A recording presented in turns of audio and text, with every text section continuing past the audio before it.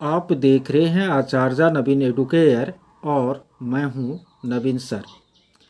आज के अपनी इस वीडियो में मैं लॉकडाउन की जो अभी स्थिति है कोरोना संकट के कारण, तो इसके बाद बिहार में प्रारंभिक, माध्यमिक और एसटीईटी की जो परीक्षा हुई, उनके आधार पर माध्यमिक शिक्षकों की आगामी बहाली प्रक्रिया किस तरह प्रभावित हुई है और होगी, इस पर मैं चर्चा करूँगा। सबसे पहले मैं प्रारंभिक शिक्षकों की बहाली प्रक्रिया पर प्रकाश डाल दूँ।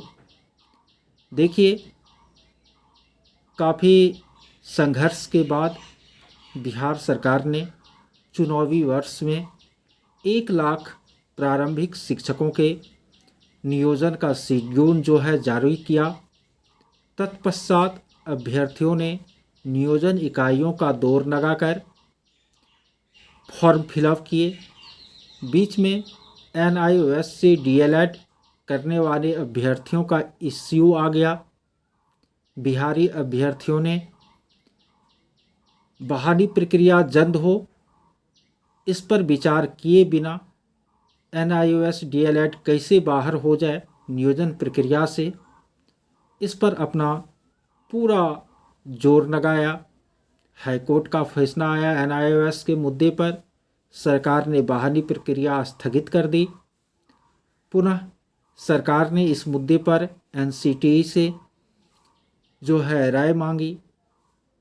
MHRD और NCTE जो है वह इस पर सलाह देने वाली ही थी। पुनः बहाली प्रक्रिया शुरू होने वाली थी कि तब तक ये दैवीय संकट कोरोना जो है आगे। अब स्थिति यह है कि लगातार लॉकडाउन चल रही है। 3 मई तक लॉकडाउन चलेगी। अभी हालात आगे क्या होंगे इसके बारे में नहीं कहा जा सकता। हालांकि 20 अप्रैल के बाद जो है बिहार सरकार के कार्यालय जो है वह खुलने वाले हैं, लेकिन कार्यालयों में काम की जो गति होगी निश्चित रूपेण वह धीमी होगी। अभी पूरा का पूरा सरकारी अमला जो है वह इसी के लिए कार्य कर रहा है कि कोरोना से होने वाले जो परिस्थिति हैं उनका समाधान कैसे किया जा सके। इस कंडीशन में हमारा जो अनुमान है, गलती तो आप अभ्यर्थियों ने भी बहाली प्रक्रिया में NIOS के मुद्दे को लेकर की थी, जिनके कारण यह इतना लंबा चला। तो हमारा जो अनुमान है वह यह है कि यह बहाली प्रक्रिया अभी तुरंत शुरू होने नहीं जा रही है। ईश्वर से आप प्रार्थना करें कि यह जो दैवीय संकट है वह जितना हुआ है उतना पर ही रह जाए। तो संभव है कि जून में बहाली प्रक्रिया शुरू हो, चूँकि आगे इलेक्शन भी नवंबर में है। लेकिन यदि यह संकट बढ़ता है तो फिर कुछ कहा नहीं जा सकता। अब जो माध्यमिक शिक्षक की बहाली प्रक्रिया आपको चल रही थी 2011 के रिजल्ट के आधार पर, वह बिल्कुल अंतिम चरण में थी। तो और माध्यमिक शिक्षकों की काफ़ी ज़रूरत भी है सरकार को। कम संख्या में उन शिक्षकों की सरकार को नियुक्ति या नियोजन करना पड़ेगा। तो हमको जो लगता है कि जो 2011 वाली बहाली प्रक्रिया चल रही थी छठे चरण में, तो लॉकडाउन टूटने के तुरंत बाद इन शिक्षकों की जो बहाली प्रक्रिया है वह निश्चित रूप से पूरी करनी जाएगी। बची बात एसटीईटी की, जो परीक्षा हुई थी विगत दिनों, जिसका रिजल्ट अप्रैल माह में आने की संभावना थी, लेकिन बीच में यह वहीं दैवीय संकट कोरोना आ गया।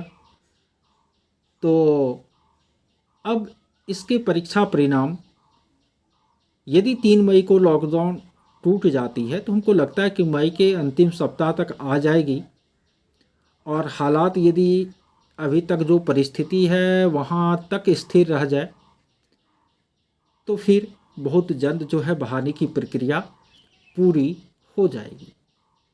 लेकिन मैं कह दूं कि यदि हालात इससे गंभीर होते हैं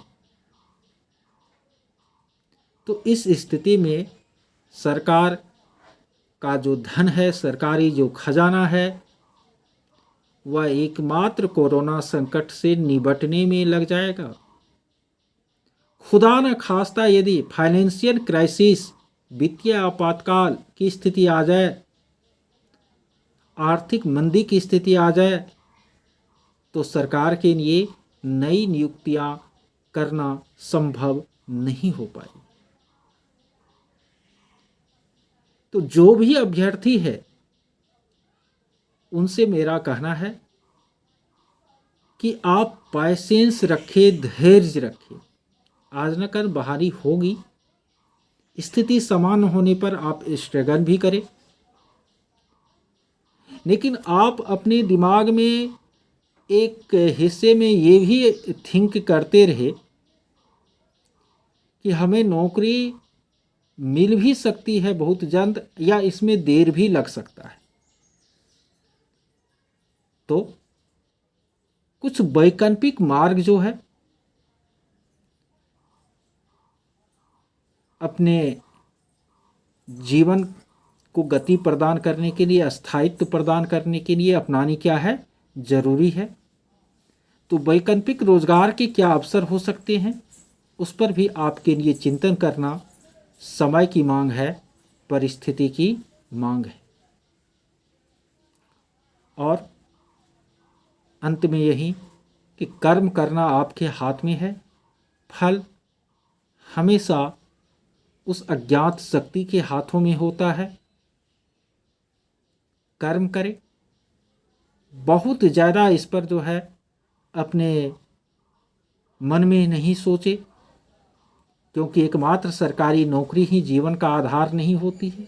हालांकि मिलेगी, मैं ये नहीं कहता हूँ कि ये बहाली नहीं होगी, या ऐसा नहीं है कि आपको नौकरी नहीं मिलेगी, मिलेगी, लेकिन हमेशा एक सेकेंड प्रोग्राम भी हमको तय करके रखना चाहिए अपने जीवन में।